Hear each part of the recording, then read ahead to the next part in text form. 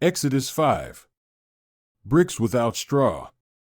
Afterward Moses and Aaron went to Pharaoh and said, "This is what the Lord, the God of Israel, says, let my people go, so that they may hold a festival to me in the wilderness."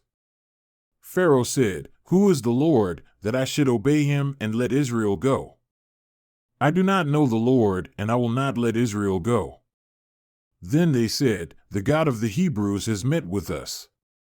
Now let us take a 3-day journey into the wilderness to offer sacrifices to the Lord our God, or he may strike us with plagues or with the sword." But the king of Egypt said, "Moses and Aaron, why are you taking the people away from their labor? Get back to your work." Then Pharaoh said, "Look, the people of the land are now numerous, and you are stopping them from working."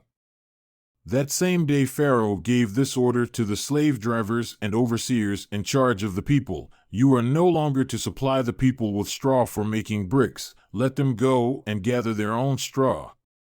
But require them to make the same number of bricks as before. Don't reduce the quota.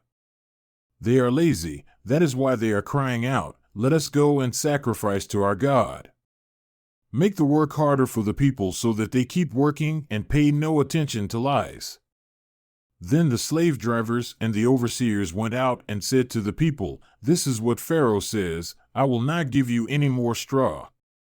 Go and get your own straw wherever you can find it, but your work will not be reduced at all."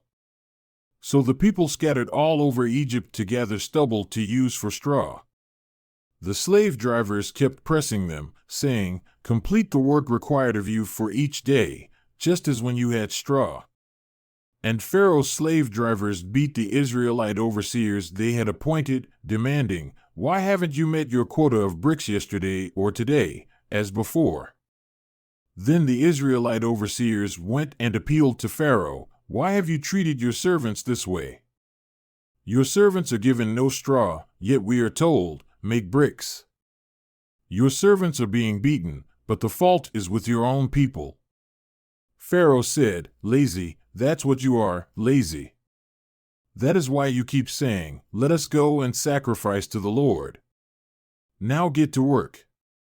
You will not be given any straw, yet you must produce your full quota of bricks." The Israelite overseers realized they were in trouble when they were told, "You are not to reduce the number of bricks required of you for each day." When they left Pharaoh, they found Moses and Aaron waiting to meet them, and they said, "May the Lord look on you and judge you. You have made us obnoxious to Pharaoh and his officials and have put a sword in their hand to kill us. God promises deliverance." Moses returned to the Lord and said, "Why, Lord, why have you brought trouble on this people? Is this why you sent me? Ever since I went to Pharaoh to speak in your name, he has brought trouble on this people, and you have not rescued your people at all."